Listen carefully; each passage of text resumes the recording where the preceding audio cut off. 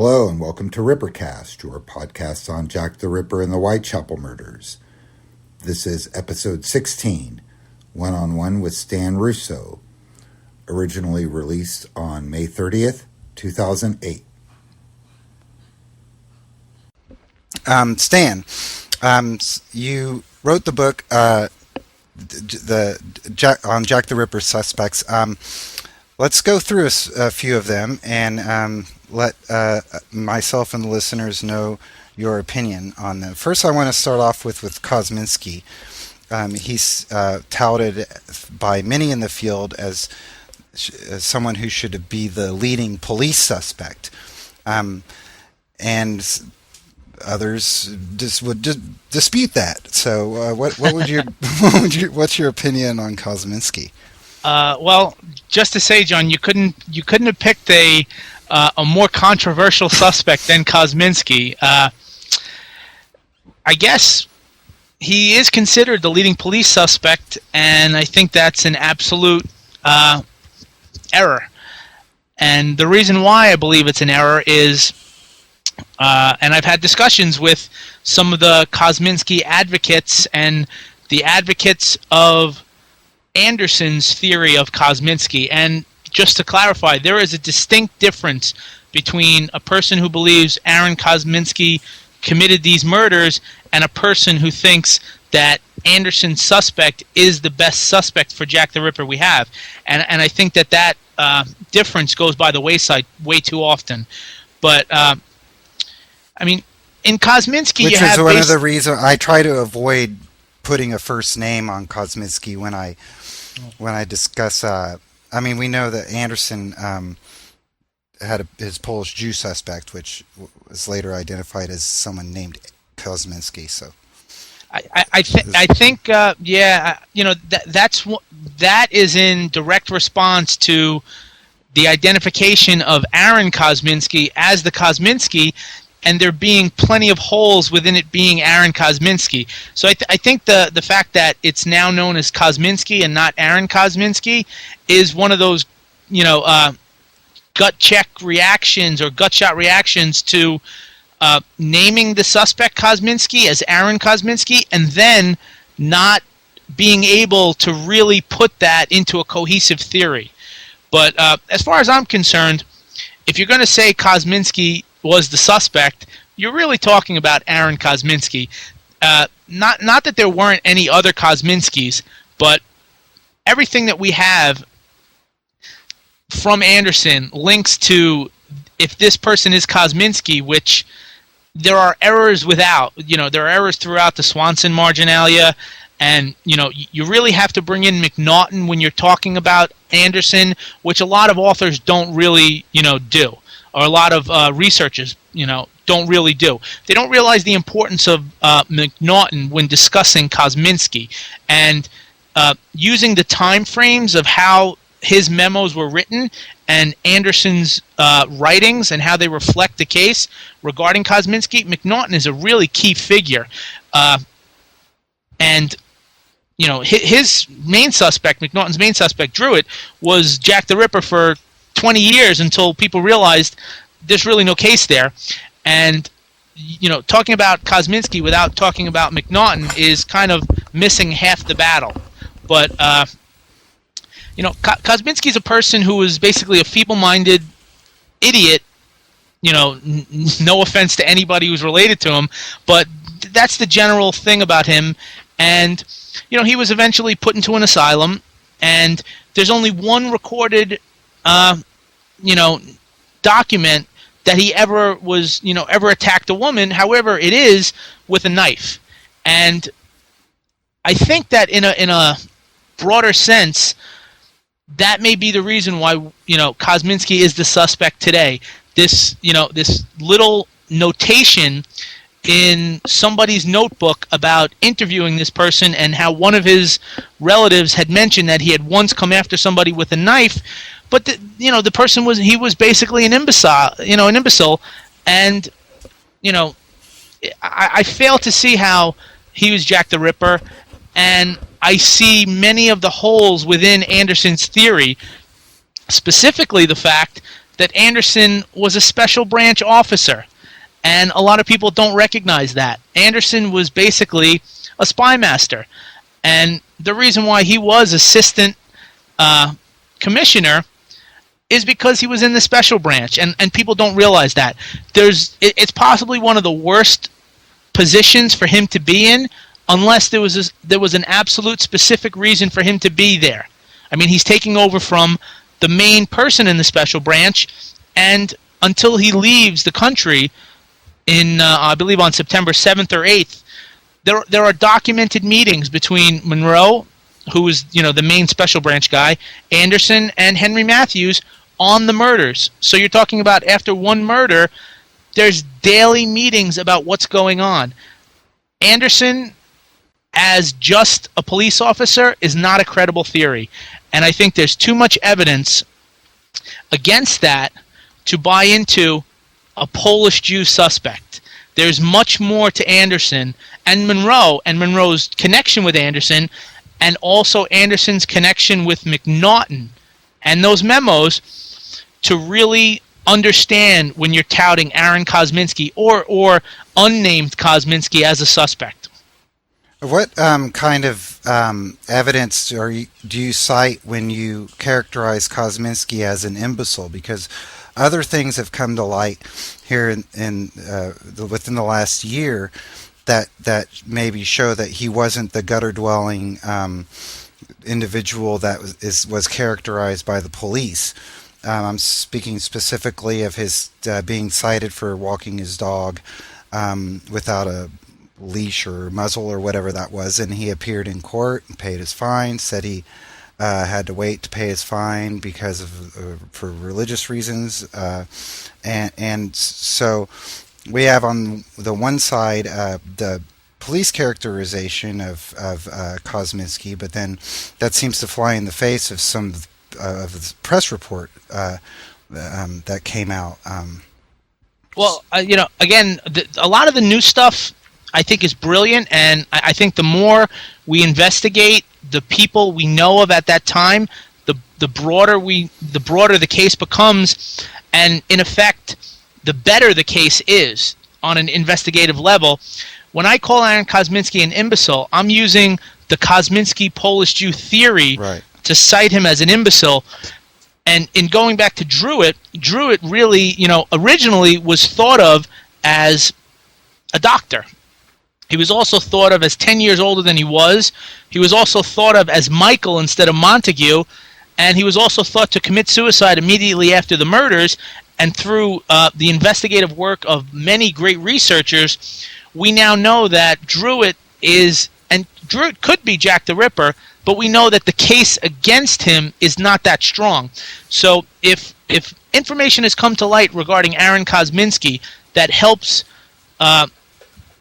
destroy or actually helps defeat the Kosminski Polish Jew imbecile theory, I'm glad for it because I don't buy it. Right. Okay. So you're just using the characterizations of the contemporary police officials at the time, not your personal opinion on what was going on. And as far as Kosminski was concerned. No, I'm more quoting the theory, and again, this is another important thing to understand, where you can come up with a theory on a suspect that can be totally wrong, and the suspect still could be the murderer. However, when you have a suspect and you have a theory about that suspect, and I think we all have to admit that the theory behind Kosminski, whether you want to call him Aaron or unnamed Kosminski, is Anderson's Polish Jew theory, which cites him as an imbecile and a guttural, a person who was walking around eating garbage from the street. I think that's where you have to descriptively attack that description to show that the theory in itself is flawed. Then you can work on Aaron Kosminski or unnamed Kosminski as an actual suspect outside of that theory, but I believe that a lot of people are tied to the theory that Anderson is the most knowledgeable officer on the case. Therefore, everything he said was correct, when we know that's not the truth. And that is interesting how those initial police suspects work out, because, a Kosminskiite, as they're called, could feel, they see that they're hampered by the description of Kosminski, or the Polish Jew that Anderson gave, but then when it could come to light that Kosminski was actually more able-bodied and more with it mentally than he's been characterized in the past, you would think that would in some way to Kosminskiite bolster their candidacy. And the same with Druitt. Andy Spalek has, done a lot of work to rehabilitate Druitt's character, but at the same time, I don't want to but in my opinion, to make the case for Druitt stronger than it has been presented to us by the police officials at the time. So, well, I find that, I mean, again, I'm not too familiar with Andy Spalek's work. I have read a little bit, but not a lot, and I think that's admirable. And I think that it's actually the correct way to attack a suspect like Druitt, who, within the framework of the theory that promoted Druitt as a suspect, causing that or getting the correct information that destroys that theory, again, does not necessarily mean that Druitt was not Jack the Ripper. So the more information you gather about a suspect, the better it is for everybody. If you gather information that destroys a previously existing theory on Druitt, and then you develop a better theory on Druitt based on your new information, which can be documented, I think that's admirable, and I do think it's the progression of the case. In Kosminski's case, I tend to feel that with all the new evidence, there's too much of a chance that you're going to move from Aaron Kosminski, not you personally, but it's going to be a move from Aaron Kosminski to unnamed Kosminski, just based on Anderson, which I think is a flawed theoretical premise. Right. I don't want to characterize your opinion, but I have a feeling that the situation with Kosminski kind of borders closely on the him just becoming the unnamed local man. Once you have so much doubt into the initial police officials' opinions on this suspect, more doubt is created when more information is discovered. Then Kosminski drops out of being a specific individual and into a catch-all category of local Polish Jew. Right, and I think, and I'm glad you brought up the unknown local man theory. I think something has to be clarified about that. It's not a theory; it's a construct, and the message boards are, and I'm probably stepping ahead of myself, but the message boards are both very good in theory and becoming bad in practice, because you're having circular arguments between people where opinions are being masqueraded as fact. And that's never good, because when you have a one-on-one debate, or if you're in front of an audience and you have an opinion and someone challenges that opinion with an alternative opinion, you understand that your opinion is not fact. It is just an opinion. You're never going to challenge the fact that 2 plus 2 is 4. But if someone has an opinion that 2 plus 2 is 5, you can challenge that fact. On the message boards, there's no qualification of information that seems to be being put on the information out there, so it becomes circular arguments. ULM theory is not a theory. It's basically, and to be as brutal as possible, which I think is necessary, ULM, the unknown local man, is a denial of ability to move forward in the case. Now, there are a lot of branches of ULM. There are advocates, there are possible advocates, there are people who leave open the possibility, which is different than possible advocates. But it seems to me like a hardened ULM advocate is a person that came to this case with the specific idea in mind of solving it, came to the conclusion that the case is way beyond their ability, and then said, well, nothing out there is something that I can jump on with the suspects. Therefore, because I can't jump on that, it has to be somebody that hasn't been named before. Not to get too deep into psychology, but that's a level of insecurity that does not belong in an investigation. And also, more importantly, towards the case, it does not belong in an active investigation. An active investigation is designed to get information about suspects and get as much factual background about a suspect or suspects so that you can possibly lead towards a solution. I think that there is so much within the field of ripperology that has gone away from solution that it's almost become the minority to think that you can get a solution. No one's saying it's easy, but the more people that go away from solution-based investigation, the harder it becomes for everybody else 30 years down the road. And I say 30 years down the road because I'm admitting it's not easy. It's going to take a lot of work. And I think that ULM advocates, the hardened advocates, do not want to do the work, and they just want to sit back and say, you know what, I'm involved in the discussion because I'm proposing something that nobody can challenge. You cannot challenge a negative. If someone says it has to be someone that hasn't named, the only way to challenge that is by actually getting the identity. So what it essentially is a safe way to continue to be involved without doing any extra work.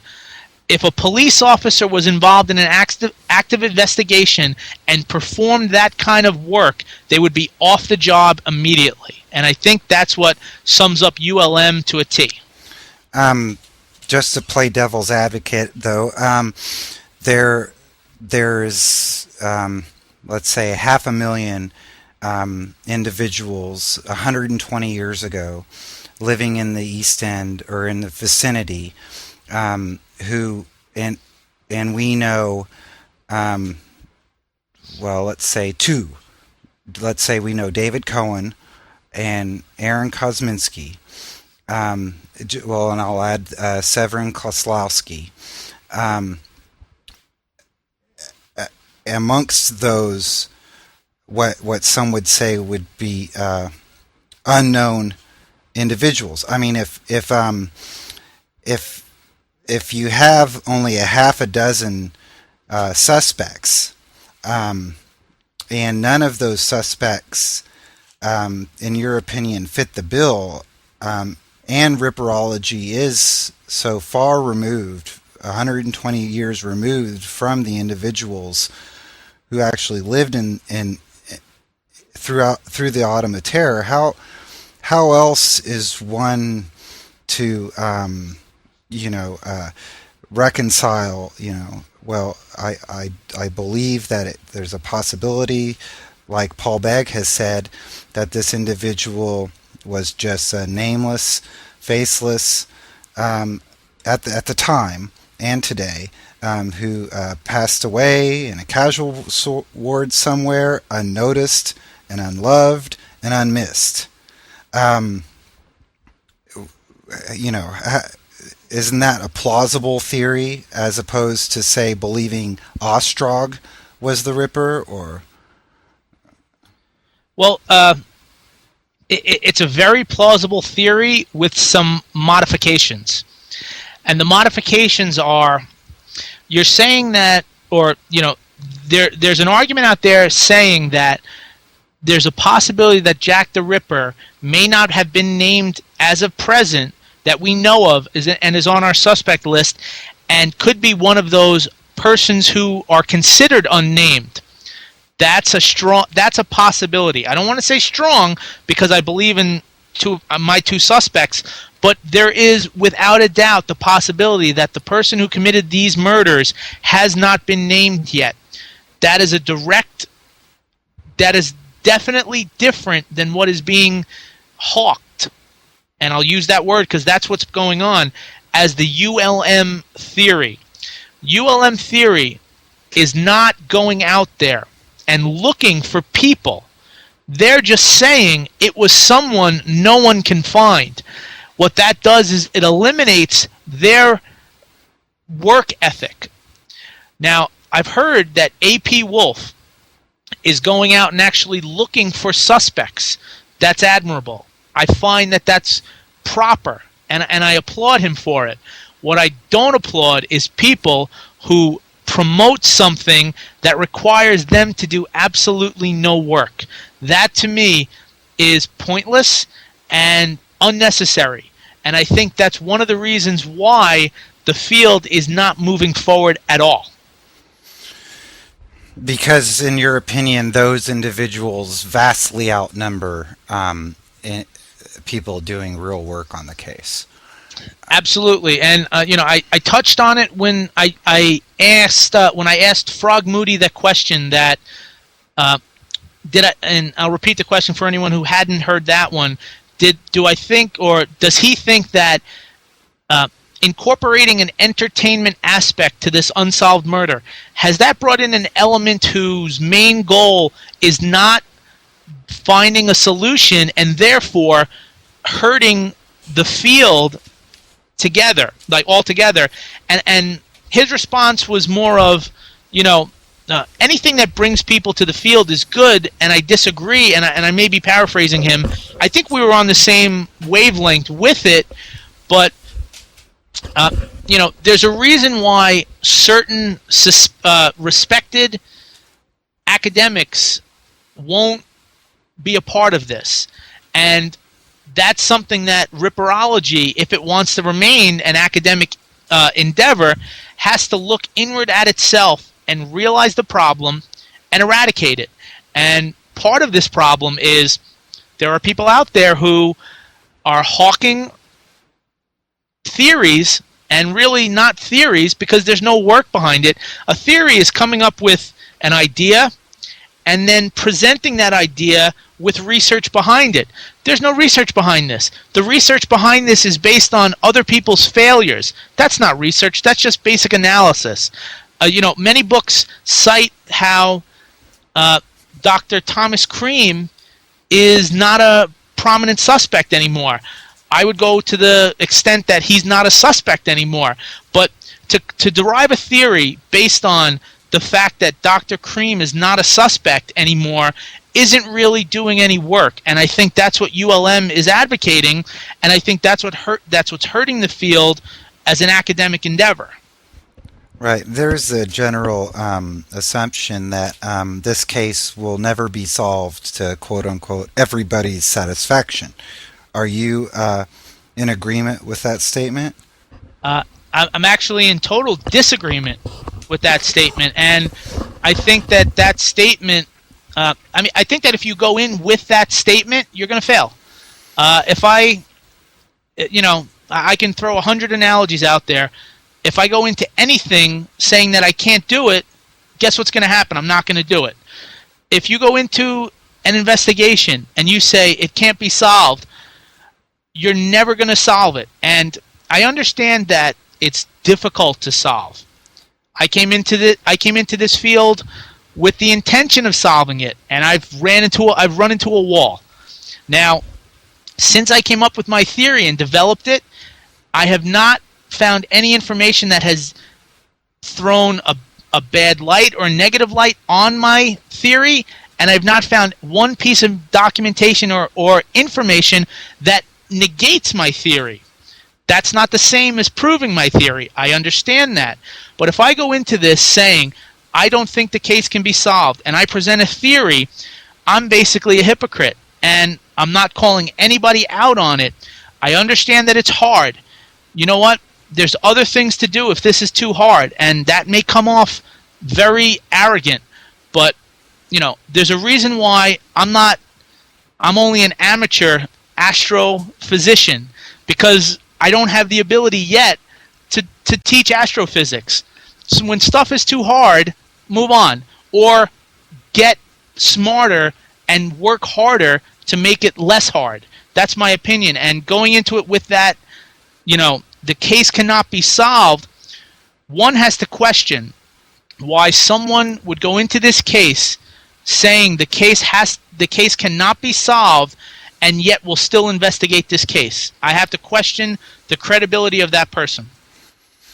And in your opinion, someone who would say the case cannot be solved, you see very little investigation coming from the ULMers. Right. So that brings you back to, I think, the kind of the point that you were making earlier is that, and this must be a divide in the field.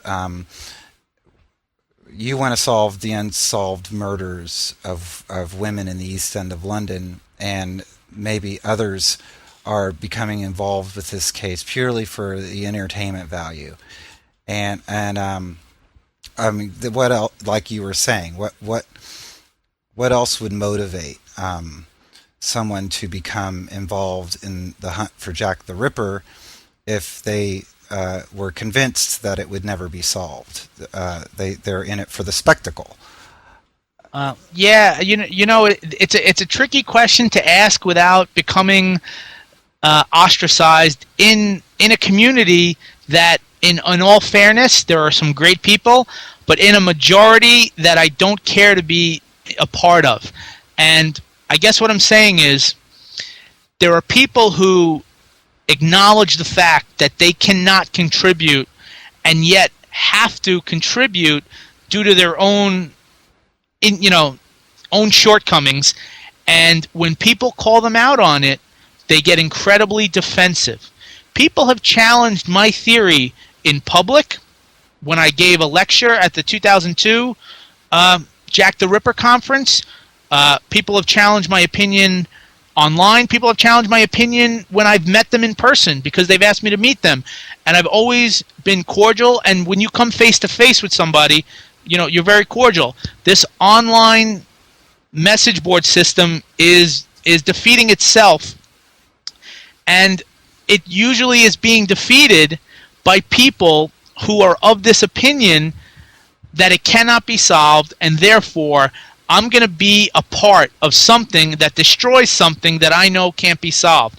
I'm going to make it my goal to go in there and cause enough damage so that they realize that I'm right and that it can't be solved, because it really is at that point about the person trying to do that, and they're not going to be satisfied until everyone comes out and says, you know what, this person's right, it will never be solved, case closed, it can't be solved.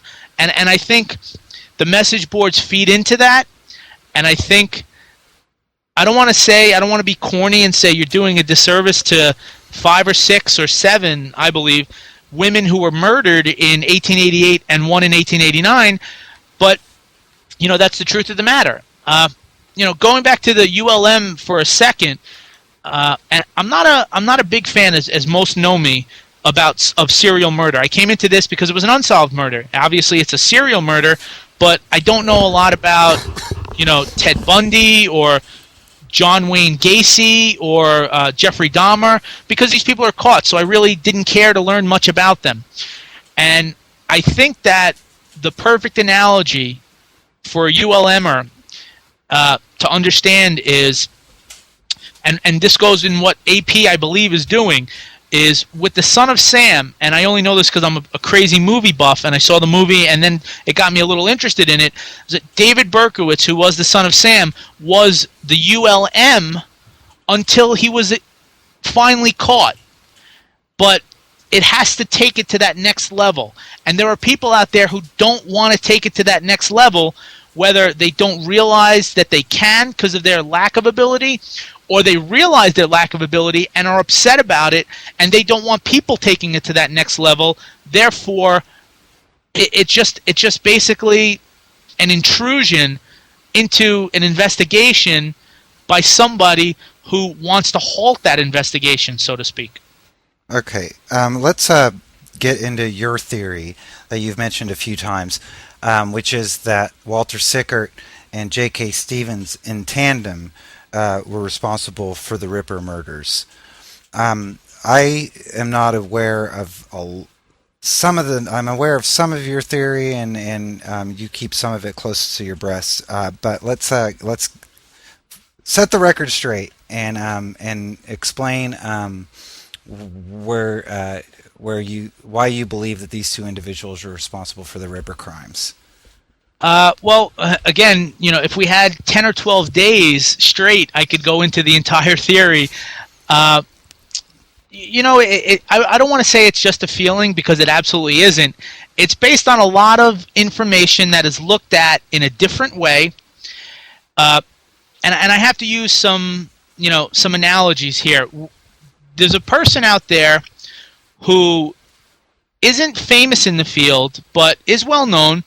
And I once asked that person who they actually thought Jack the Ripper was, and that person said that they knew who Jack the Ripper was as a person, but didn't know a name. And I think that that's a major problem. And of course would never reveal the person's name. But I think what the problem is people have a mindset of who Jack the Ripper has to be.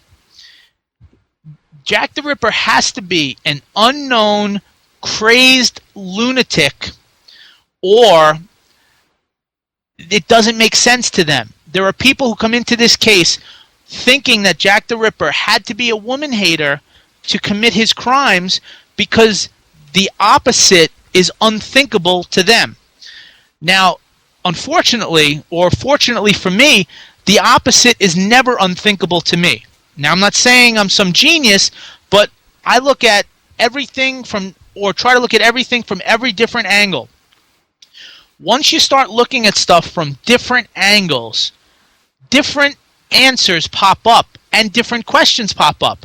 And then those further questions can be answered by continuing to look at stuff in a broader approach versus just saying Jack the Ripper hated women, he was a lunatic, he was crazy, and something happened to make him stop.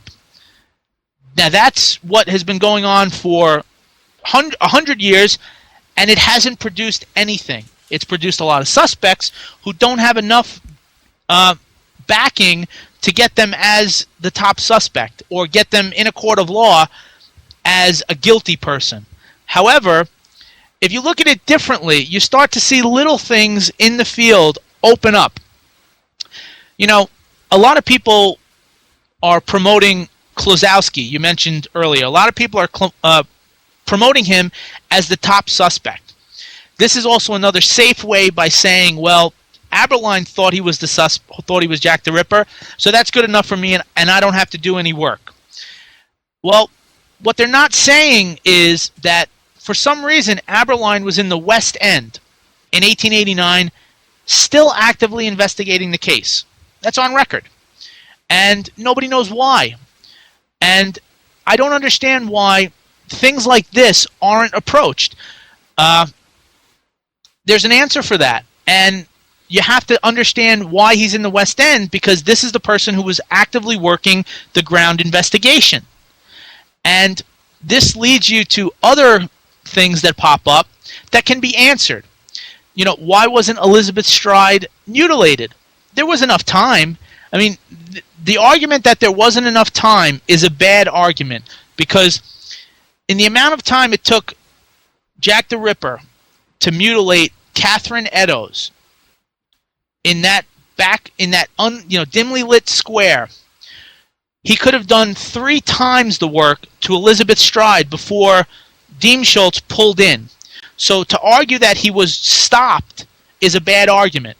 Now, if you consider Elizabeth Stride a victim, and the fact that many people have alternatively gone and said she isn't a victim, which is admirable, but it hasn't proven anything. It hasn't gone anywhere.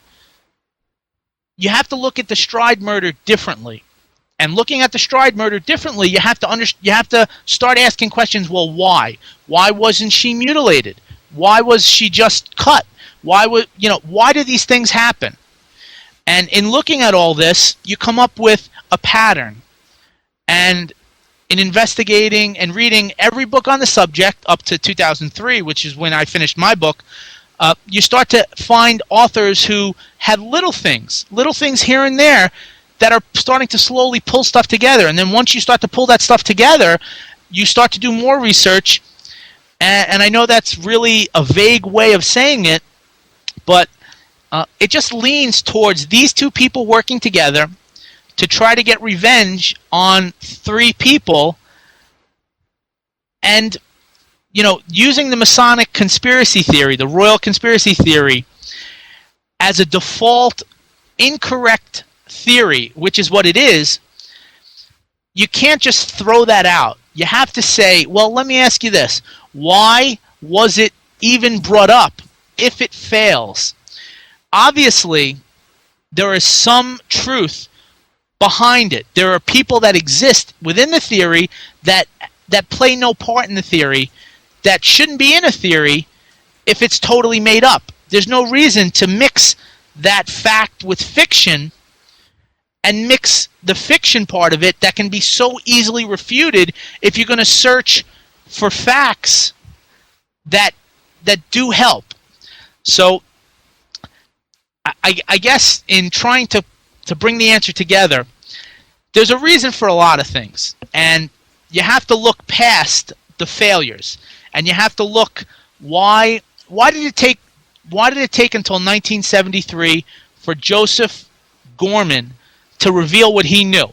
The story is he knew back in 1939 when he was 14.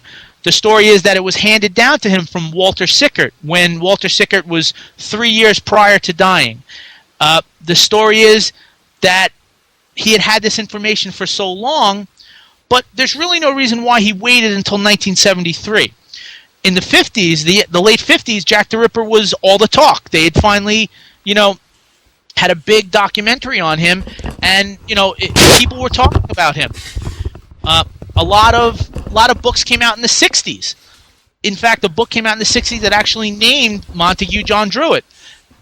It wasn't really not in the back of the world. In 1970, Dr. Thomas Stowell came out and said, it was Suspect X, which we now know was Prince Eddie, which is a flawed theory, but this skyrocketed, Ripperology into, a worldwide thing, and still he didn't come out and say anything. He waited until 1973. Well, why did he wait until 1973? There's an answer for that. And I could give you the answer, but people who are anti going past failures to try and find truth won't care anyway. I'm really going in a roundabout way, and I'm trying not to reveal what I have to bring out in the book, but there's just too much stuff going on with Walter Sickert in not just the information that he gave to Joseph Gorman, but in the information that he gave to others, in the information that has been recorded about him by second parties, by third parties, by people who knew these second and third parties, by so many other things, to say that he was not involved somehow. That's not the same as saying he was Jack the Ripper. It's the same as saying that he has a very important role in these murders, whether it is he knew the murderer, or whether it is he was the sole murderer, or whether he was an accomplice. And the information that I gathered based on understanding past those failures, what they could really mean, you start to see that there was an accomplice. And if you're going to go back into the 1880s and the late 1880s, you have to find somebody who he would have trusted, who had a purpose, who had a reason for doing what was done. And in that, you have to find the motive. And I've always said that the motive is the most important part of who the murderer is. It's more important to learn why the murders were done than to learn who was the murderer. Because I could say it was Walter Sickert and James K. Stephen, and you could say, so what? I don't believe you. But if I say it was Walter Sickert and James K. Stephen because the murders were done because of this, and here's why, and here's why, and here's why, and here's why, now you start to think maybe, and you start to learn more about it, and it lends more credibility. So in researching the whys of this, it led me to J.K. Stephen. And Okay, let's backtrack a little bit. When you mentioned Aberline being in the West End, you believe he was investigating Stevens? Yes, and very important, he wasn't just investigating. Well, he wasn't investigating Stephen. He was more investigating someone close to Stephen who, through what has been said and the information we have, can be linked back to the murder at Miller's Court in description. And I think this is why it's important to understand, I feel, that the murder of Alice Mackenzie is a Ripper murder. There's a reason why she was murdered. I believe she was murdered specifically to get Aberline away from the West End. And I think she was murdered by J.K. Stephen alone, because I think that he knew that with Aberline in the West End, it was eventually going to lead back to him. And I think another Ripper murder would have brought him back. And it didn't. And what did it do? It led to the Cleveland Street scandal, where we have the inclusion of Prince Eddie. And Prince Eddie definitely is linked to J.K. Stephen. But what's important to know is that Prince Eddie is not only a lookalike to an extent of Druitt, but someone that is linked to J.K. Stephen and is identified by his nickname as being in the area of the Miller's Court murder. Now, I'm not saying it was Prince Eddie. I know it wasn't. He has, there's been reports that he was away. I understand that. However, I think that the second man, Walter Sickert, who was an accomplished actor and a master of disguise, and that's on record, that's an indisputable fact, made himself look like this person. And the eyewitnesses that describe this person, where you can walk around and get away with whatever you wanted to do, describe this person. And then Aberline is in the West End looking for this person and happens to find him. Trying to get him out is a main goal. So I understand that's a little convoluted, and it works a lot better on paper, because there's 30 other things that go into it that you really have to be broken down point by point. But I think getting Aberline out of the West End to get him away from Prince Eddie, who would have eventually brought him to Stephen, was the main reason why Alice Mackenzie was murdered. So let's just clarify for my sake. You're saying that Sickert dressed himself up as Astrakhan Man? I think that the goal, the identification appear to be who? Well, the Or are you wanting to hold that to your breast pocket? Well, I guess the what I'm trying to get at is the nickname of Eddie is Collars and Cuffs, and it's a well-known nickname for those who've actually taken the time to look into his life. And again, it's not just read the Royal Conspiracy Theory, realize how it's been, flawed and discredited, and realize that a lot of people realize it's discredited and forget everything else that has to do with anybody involved. I took the time to go in and read histories on this man and try to understand this man, just for the purpose of, in case something comes up. And one of his nicknames was Collars and Cuffs. There is an eyewitness description of somebody with white collars and white cuffs that could be connected to Prince Eddie. Now, I don't know if it's, you can't connect it to Prince Eddie, but you have this person who was seen harassing a woman in Miller's Court 2 days before the murder. It could be nothing, but it could be a link. And the next thing you have is Aberline in the West End for no reason. Why is he working the Jack the Ripper case and then working a prostitution ring for male boys, for young boys? I don't get that. Nobody's ever understood why. And people can say, well, they took him off because there was no activity. Well, that's not true. There was the activity of the Alice Mackenzie murder. There was the Elizabeth Jackson murder.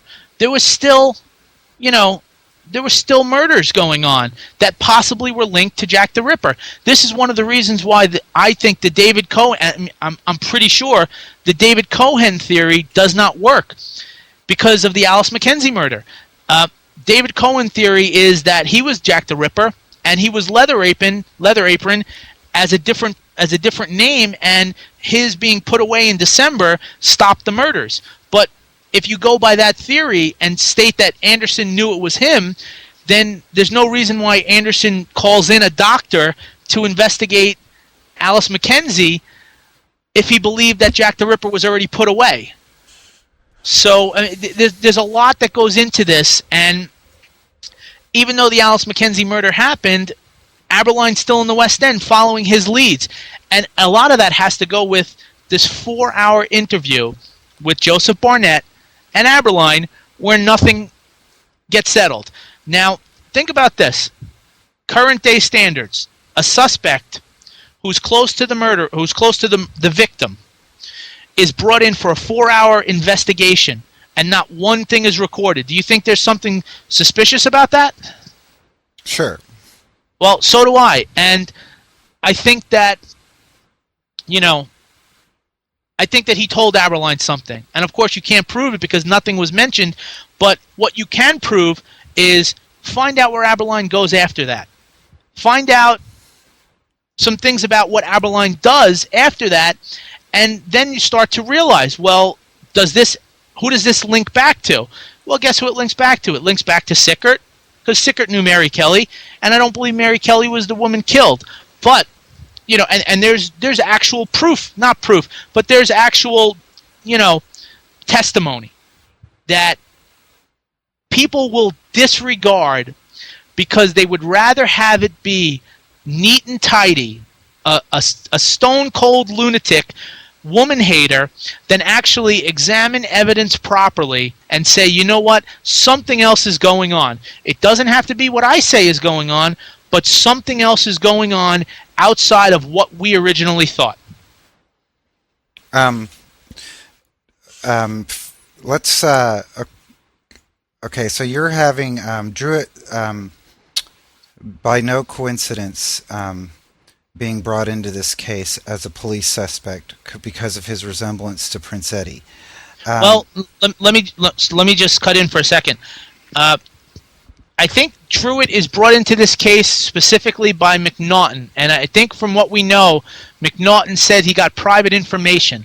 Now, this private information has never been discovered, and there's been plenty of theories about it, and most of those theories have failed.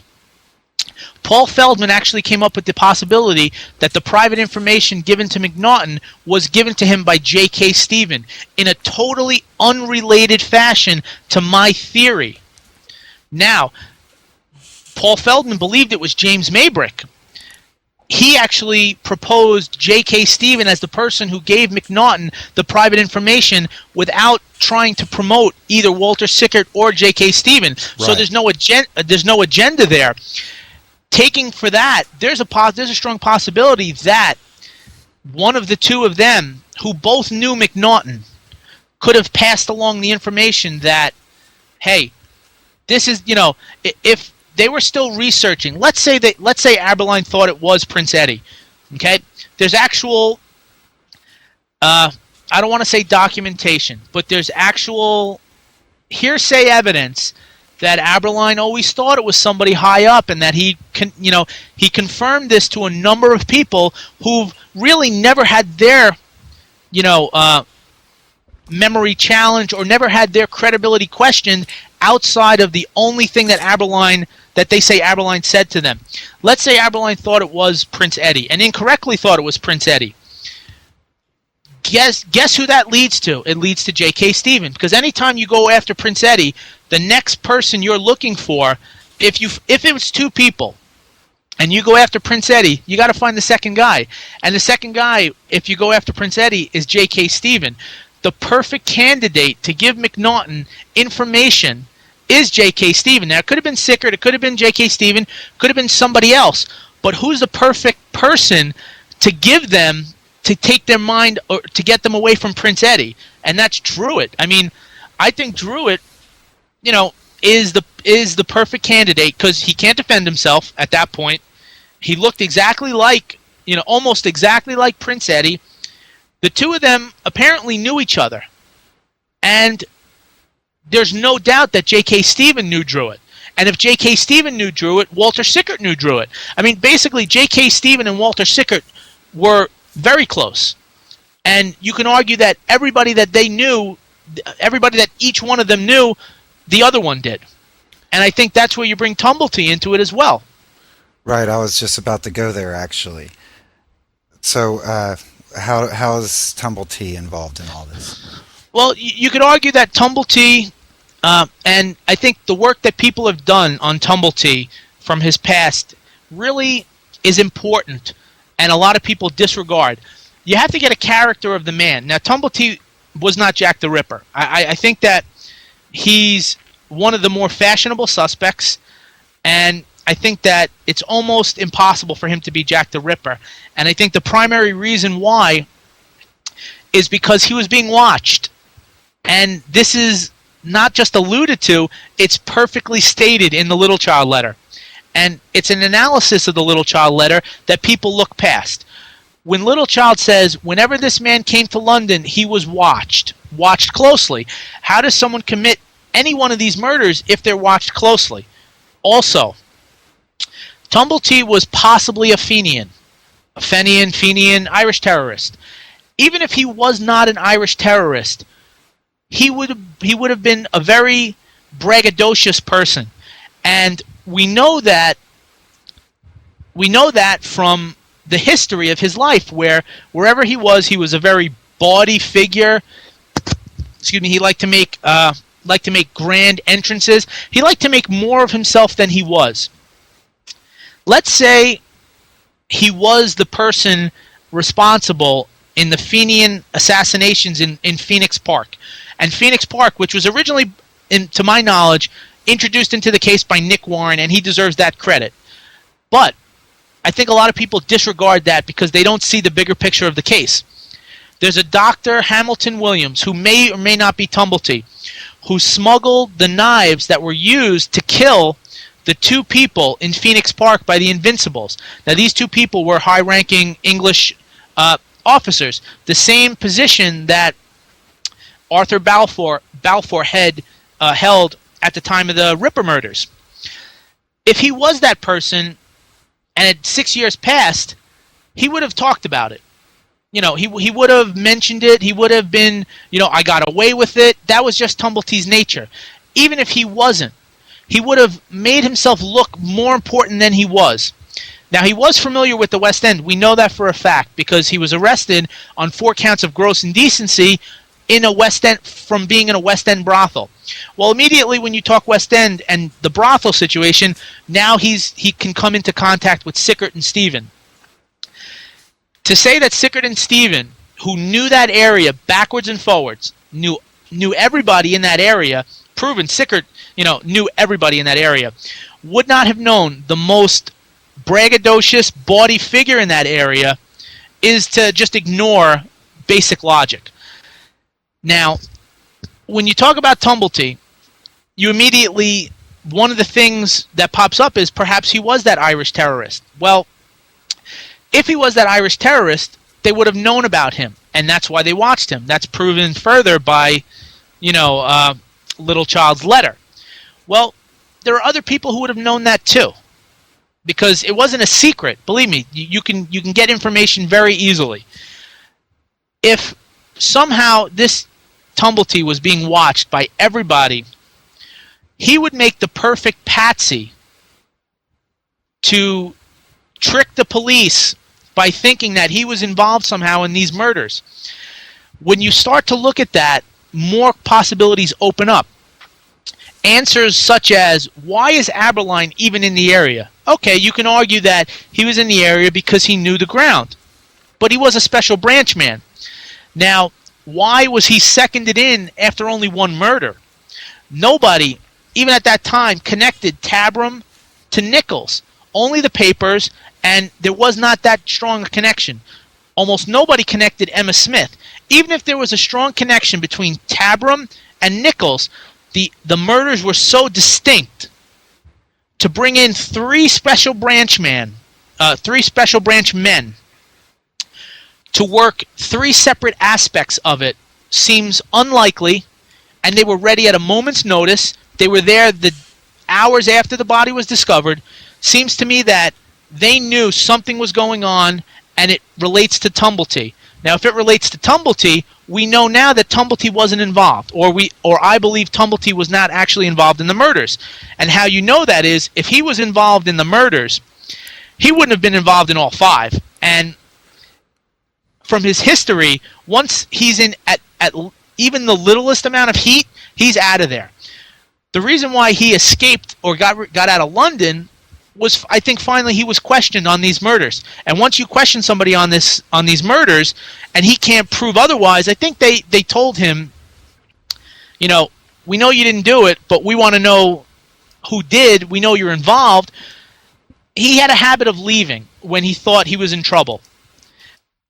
All right, so is it your opinion that Tumblety supplied the weapons used in the Ripper attack, since you're seeming to link him with the Phoenix Park murders, and also you have mentioned in the past that you believe that Tumblety had some involvement in the sending of the Lusk letter and kidney Catherine Eddowes, whether he knew it or not.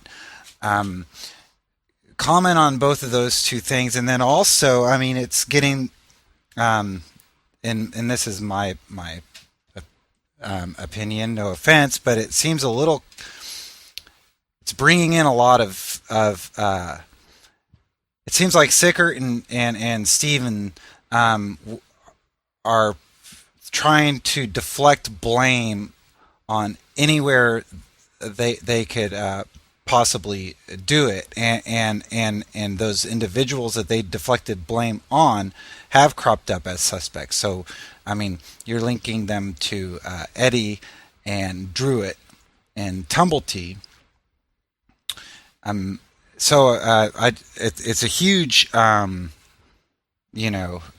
wouldn't call it conspiracy theory, but it's to me it seems just almost hard to believe that. But anyway, go ahead, answer the Tumblety. Get it? I'm me being I don't necessarily believe that Tumblety was Jack the Ripper, but I think he could. Some of my better days, I think he could be one of the strongest suspects out there. So go ahead and clarify a little bit more on how you believe Tumblety is involved in this. Sure. Well, let me first state that I don't think that Tumblety was involved in actual murders for Jack the Ripper, any of the Jack the Ripper murders. And in saying that, with the knives, the same knives, and this has been almost proven, that were used on Cavendish and Burke in the Phoenix Park murders are equivalent, I believe, are the same knives used in the Jack the Ripper murders. And I think that's the only link. I think that the link is these were the same knives, and if Tumblety was responsible for supplying those knives to the Invincibles who committed the Phoenix Park murders, that's the link that Sickert and Stephen used in order to get the special branch involved in investigating perhaps the wrong person. And it seems like a conspiracy. Excuse me. It seems like a conspiracy only when it's not perfectly flushed out. It's a conspiracy in the fact that if two people are going to go around and commit murders, and they find somebody that they can deflect the police off to, well, that's just their way of doing it. And we know for a fact that the special branch was following Tumblety. They sent Walter Andrews, we believe, to Canada to look for information on Tumblety. There were two other special branch men in the area gathering information. Anderson was a special branch man brought in. James Monroe, had given his resignation in the beginning of August and didn't leave office till the day of the Nichols murder, and was replaced by another special branch officer. You have memos from Henry Matthews to Evelyn Ruggles Bryce that intimate that Monroe knows more than the police would even understand, and if necessary, Monroe can help them out. You have Monroe's memoirs that state that they were actually investigating something in connection with the Jack the Ripper murders that had to do with Irish terrorism. So Tumblety, I believe, is the patsy for Sickert and Stephen, and I think that there's a reason for that, and the reason is they're trying to get revenge on a specific person within the special branch. And this leads me to the core of the theory on how they were trying to get... I would agree that if you before you reveal who the individual you think they were targeting, if the people that they were choosing to try to deflect this on included the prince, the prince's tutor, and an individual who is being followed by the special branch, then it does make Sickert and Stephen, it does turn into political murders as opposed to sexual murders. So sexual serial killings. Yeah, I mean, I've never been, a fan of these women were murdered just because they're sexual bloodlust murders. And the reason why I've never been a fan of that, theory is because it didn't lead anywhere. You could actually comment on that theory by saying, so what? And not any disrespect to anyone who was murdered, or any of their families, but you still have to go somewhere with that, and that theory has never gone anywhere. So possibly they were murdered for another reason. And with regards to Tumblety, you can argue, or I have argued in my theory that Tumblety was brought in to specifically get revenge on one of the three people they wanted to get revenge on, and this was having the special branch, whose powers at a certain time in history was specifically to take care of the royal family, get back at them for what they have done. And there's elements within the case that allude to that, and these are elements that nobody has explained properly together, and they just come up with little patchwork pieces here and there. So as far as I believe within my own theory, and I'm open to anything that contradicts my theory, Tumblety was nothing but a patsy, and once he was finally confronted on these murders, he fled the country because the police and the special branch, which by that time were together because Monroe was back in charge, had finally exhausted everything. They couldn't do anything else, and the murders were just continuing, and they finally put this guy in jail. You're talking about arresting a guy who was followed by the special branch for Irish terrorism, and arrested for homosexual acts. That's almost unheard of. It's almost unheard of to arrest a guy you suspect of terrorism for homosexual acts unless there's something more to this guy and you possibly want to get more information out of it. Now, I personally think Tumblety was not bailed, and when he was arrested on the 7th, he remained in jail to the 14th, and that let them know that he was not the only murderer, if he was the murderer at all, and that's why he was followed to New York, because they still thought he was connected somehow, and they thought he would lead them to the people who were actually responsible for the Jack the Ripper murders. And I think that was set up specifically by my two people, and they played the person to a T, and that person who was one of the three they were getting revenge on was Robert Anderson. And you believe that the clue that Anderson was the one they were targeting.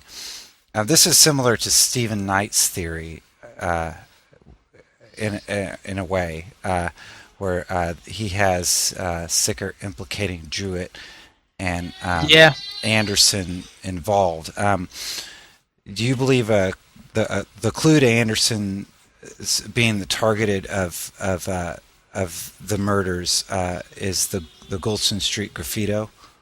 Well, I think that's one of them. And, you can argue, and people have argued that, you can argue for years over the word Jews, Juwes. And I think they're missing the bigger picture.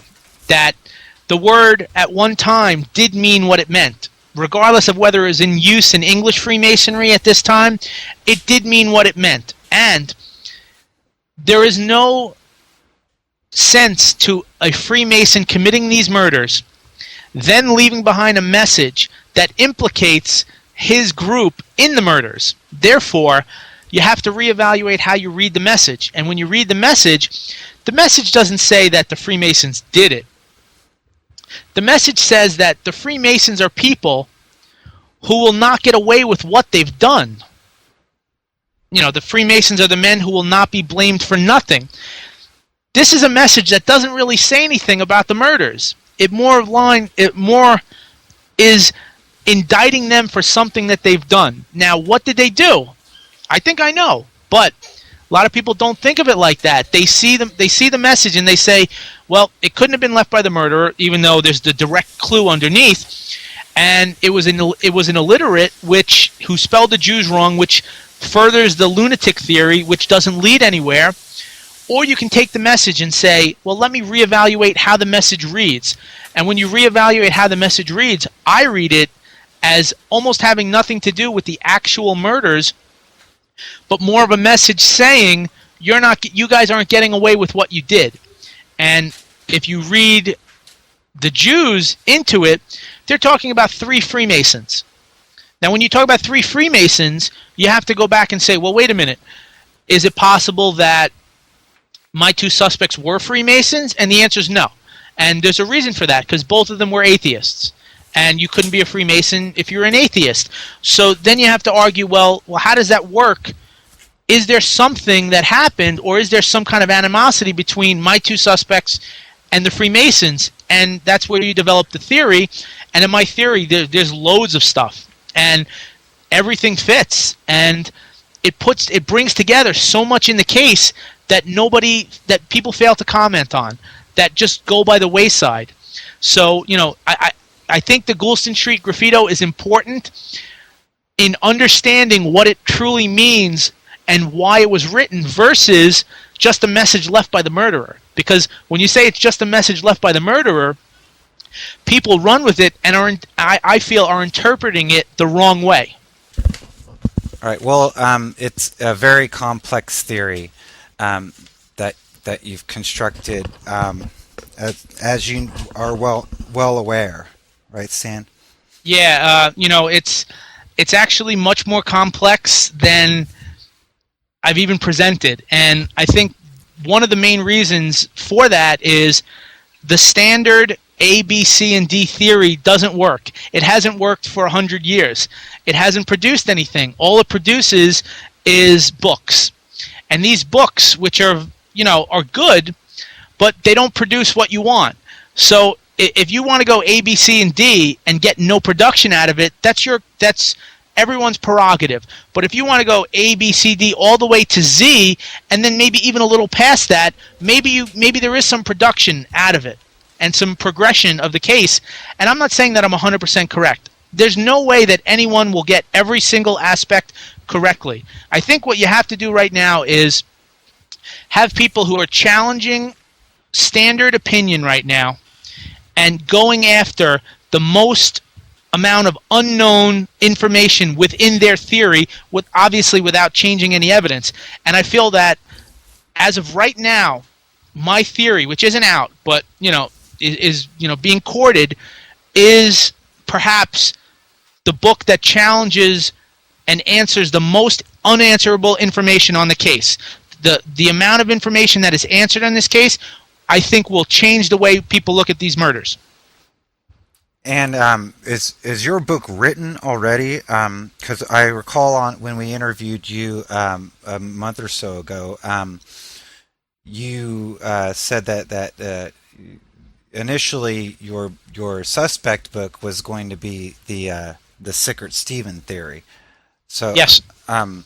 So is your book on the case done and ready, or is this something that you're still working on, or?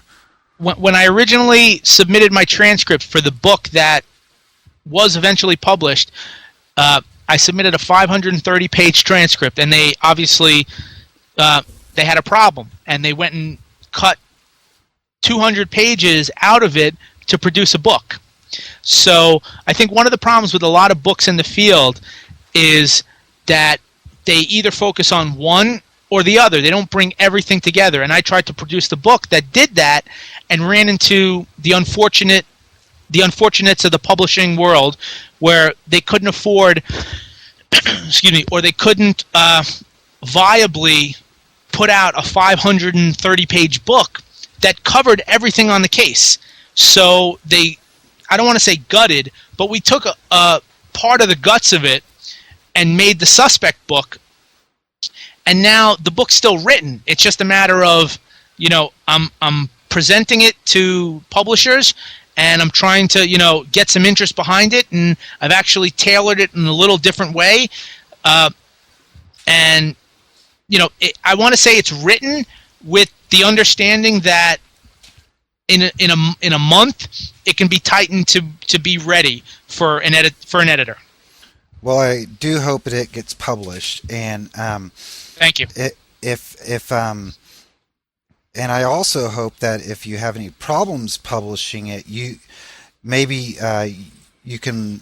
I know you're starting to have a disdain towards message boards, but I'd hope that there would be some kind of media that where you would be able to put up pieces of it for us to read, because as you said, it's hard to follow when you're speaking about it, and it's something that you say is easier to understand once you read it, and I do hope that we're all given the opportunity to read it. And I think if I can just say, it's I feel the equivalent of speaking the theory as reading a book with 12 footnotes per page. It's all over the place, but there's a reason why it's all over the place, because there's so much stuff going on, and you're not going to agree with everything. You don't have to agree with everything. You don't have to agree with anything, but this is a theory, and I could be 100% wrong, and more than likely I'm not 100% right, but you're going to see the case in a different way, and there's a possibility that the theory is correct, and it's not 100% correct because you can't go back and learn every single aspect, but you're answering the standard questions and the questions that haven't been answered yet in a proper enough manner to where you can actually say this theory is the best plausible, is the most plausible one out there, and we either agree with it or we're going to work hard to show why it's not plausible, and I welcome both of those attempts. Well, great. We're just about an hour and 15 minutes, so I want to wrap this up. Are there any final things that you'd like to say? Not necessarily about your suspect theory, but anything in general. I know you're going to be a semi-regular on the podcast, and I'm glad to have you on that.